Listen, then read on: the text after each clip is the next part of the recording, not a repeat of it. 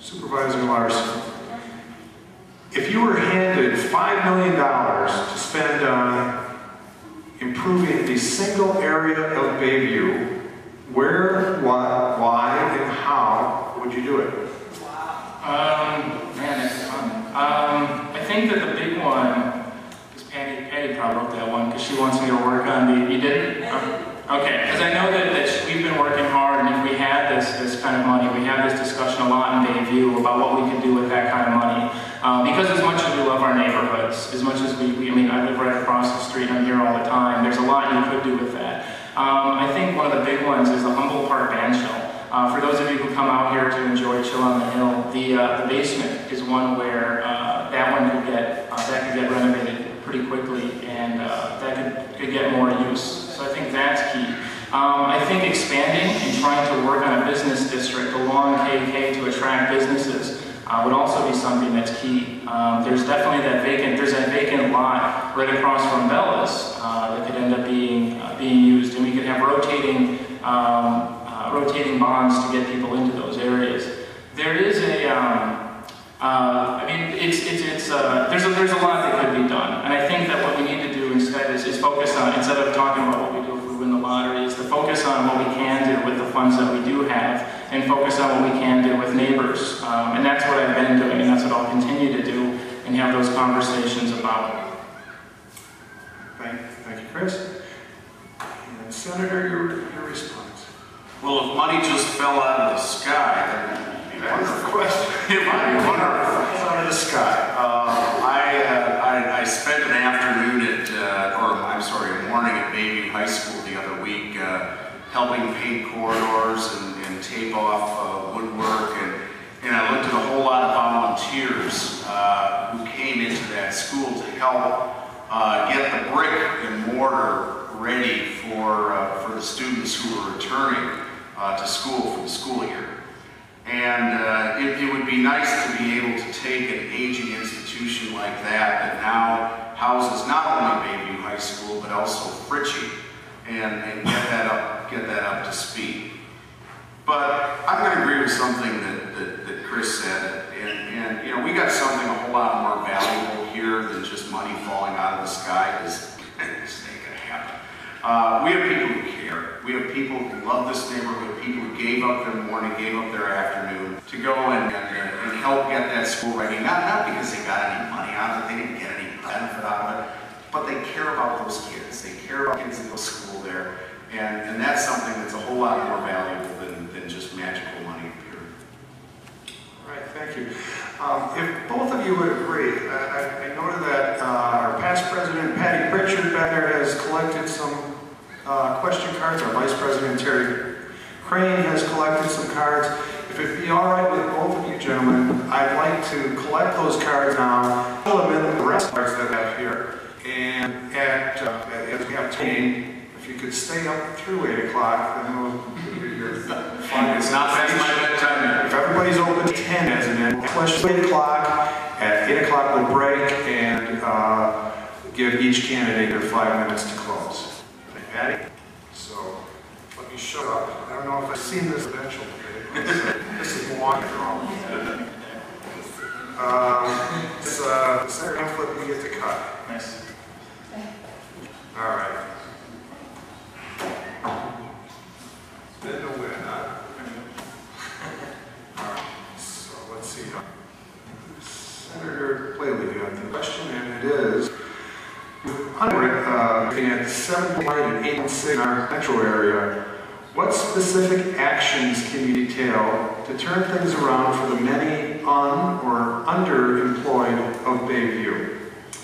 Well, I'm glad somebody asked that question, because that's something that I hear each and every single day when I'm out on the doors. And again, I don't care if you're in Oak Creek or Cuddy or Bayview or down Avenue. People care about jobs. People are very, very worried about their job, about their spouse's job, about their neighbor's job. And in the years that I've been in the legislature, there's the most trepidation now. There's more trepidation now than I've ever heard. And one of the things that we need to do in climate is not do any harm. You know, the first tenet of the Hippocratic Oath is do no harm. And we're a manufacturing state. We're the #1 manufacturing state in the country. We are a state that builds stuff. And if you look at this district, we have Bucyrus, and we have Vilton, we have Lash, and we have Patrick Cuddy. These are companies that build stuff. And we need to continue to foster the manufacturing climate here in the state of Wisconsin and not do any harm. You know, there's been an awful lot of talk about bills that did or did not pass, and I know we'll get into this at some point tonight talking about green energy. And there is promise. There is promise in green energy, and you look at some of the things that we've done in the legislature and things that I'm very proud of, like the wind siting bill and the renewable portfolio standard that we got passed, and those are creating green energy jobs. And this past session we got the Core Jobs Act, which gives specific targeted, not blanket tax credits, but specific targeted tax credits and getting people back to work. We need to invest in our technical education system, which trains these workers. There are more people going into MATC now and other tech colleges around the state than ever before to get retrained so they can have those good paying jobs when we do come out of this recession. But again, it goes back to that first tenet of do no harm. Thank you, Senator. And Supervisor Larson, here. Thanks, Bob. I think we'll probably talk about the Clean Energy Jobs Act some more, but I wanted to focus on the big thing about that is the fact that it killed 15,000 new jobs that would have been created for our area. And I know we'll discuss the merits of that. Hopefully somebody brought that up, but I did want to talk about something that I have done, and that is working with the airport Aerotropolis group.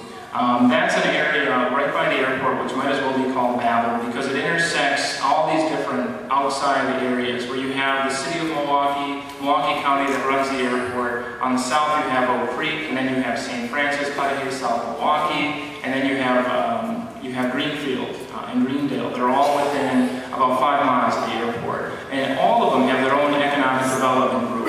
And then none of them have been focusing on working together to court this. On top of that, we have an airport that's seeing record growth. We have a port that's seeing growth. We have low cost. We have fast traffic. And we have a proximity to Chicago. So I've been working with this group since I was elected to try and court businesses to move to the area. We were out in Las Vegas doing just that just a few months ago, courting businesses to come to the area. Because right now we benefit from the fact that we have fast flights and we have cheap flights as individuals. We want to make sure that that's not such a secret anymore, and businesses can do the exact same thing. That's something that I have been working on. Thank you. All right, this next question is for you again. A new homeowner in South Delaware writes, I am very concerned about the Home Bridge / waterfront development project. Where do you stand on this issue? I stand very strongly in favor of keeping the Home Bridge. As a co-founding member of the Coalition to Save Home Bridge, a year and a half ago, myself, Supervisor Jurczyk, and others went out in the neighborhoods and we talked to people with clipboards. We held town hall meetings where I was over at South Shore Park and saw a lot of the same people here tonight. And this is essential, you know. This is our vital link to the rest of Milwaukee and the rest of the state. If we don't have the Home Bridge, we become cut off economically and socially from the rest of the state. So the fact is, when the state was talking about tearing it down or talking to do at grade, it puts our area at risk. And beyond that, it puts our port at risk, which is fast in and fast out in comparison to Chicago. So this is something that's not just for our convenience, but for economic development moving forward. We need to keep the Home Bridge. So when the state stood up and said 2 months ago that they were going to throw nets underneath to catch falling debris, but it still was saying, well, we're looking for estimates, we're still looking at all of the facts and figures to see if we want to commit to this. Well, we stood up. I stood up and I spoke to the press and said, you need to get this job done. And we were able to push the state with a realistic solution to allocate funds to start doing some fixes on the Home Bridge, which will begin next month. And I think that's something that's key, and as your state senator, I'll make sure that we can finish that job. Got a little bit of time. One thing that I want to say that I won't do is try and play political games with it. My opponent has brought up the idea that you can use high-speed rail money as being an either-or. And he's someone who's been in state government for 14 years, and you know that the money coming for high-speed rail is not something that can be pulled out of and used for the home bridge. So I can further affirm that I won't be playing games with our link to economic development. Thank you. Senator, your response?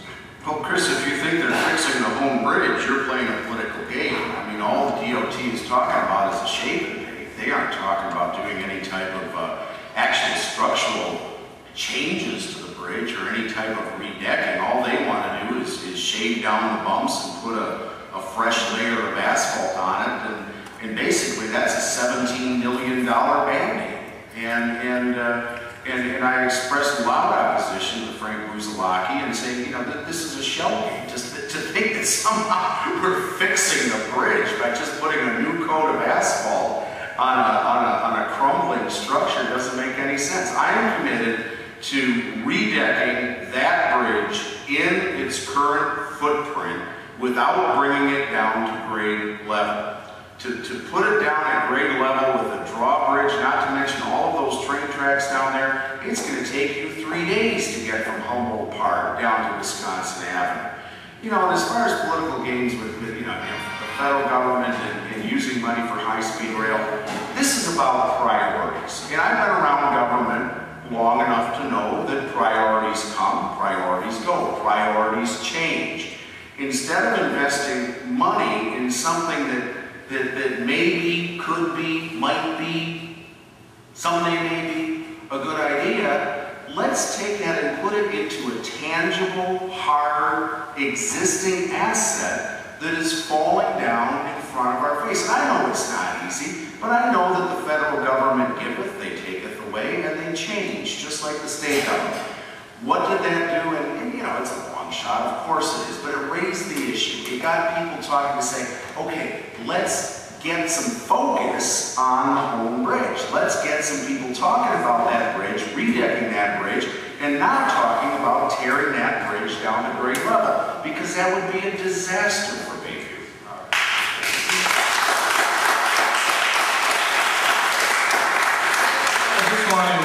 I just want to comment, considering Mr. Considering the overage of time, I'll give you 15 seconds. Thank you. I just want to be clear that it seems that Senator Plale and I agree on this, that we want to affirm our faith in keeping the home bridge where it is in its existing footprint. The big difference is that I have not been a state senator for the last 7 years, and I haven't sat on the transportation committee. On top of that, my option isn't skirting it and saying that we need to have the President of the United States sign off on changing a major initiative, or members of Congress to avert funds that the President has signed off on himself, or go against the mayor of